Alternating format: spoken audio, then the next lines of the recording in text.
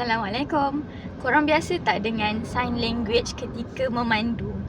Jadi pagi ni adalah ditakdirkan depan saya kereta Toyota Velfire nombor plate WD berwarna grey. Baguslah dia tunjukkan contoh yang baik kan. Walaupun sign language ni tak ada pun kewajipan, tapi itu adalah salah satu budi bahasa kita dengan pemandu-pemandu lain. Di mana kereta tu setiap kali dia masuk line lain, dia bagi signal tu satu, dah bagus dah. Kemudian bila ada kereta bagi dia laluan untuk masuk lane lain tu, dia buat signal emergency yang sekejap kan, beberapa saat tu, sebagai tanda terima kasih.